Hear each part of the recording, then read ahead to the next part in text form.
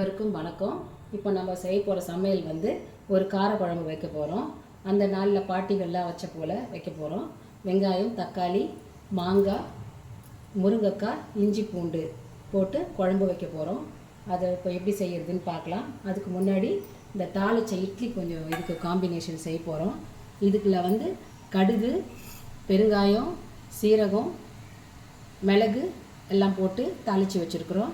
இப்போ இதை நம்ம பருப்பு, கடலைப்பருப்பு, உளுத்தம்பருப்பு போட்டு தாளித்து வச்சுருக்குறோம். இதை வந்து நம்ம இப்போ இட்லி பாத்திரத்தில் ஊற்ற போகிறோம்.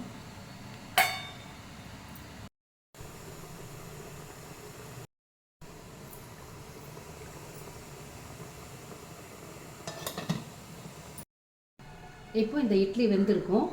இதை ஓப்பன் பண்ணி பார்த்துடலாம். நல்லா உப்பி வந்திருக்கு.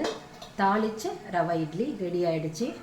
இப்போ காரக்குழம்பு கொதிச்சுதுன்னா நம்ம கூட வச்சு சாப்பிட்டுக்கலாம். இப்போ இந்த இட்லி வெந்திருக்கும். இதை ஓப்பன் பண்ணி பார்த்துடலாம்.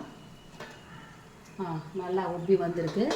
தாளித்த ரவை இட்லி ரெடி ஆகிடுச்சு. இப்போ காரக்குழம்பு கொதிச்சுதுன்னா நம்ம கூட வச்சு சாப்பிட்டுக்கலாம்.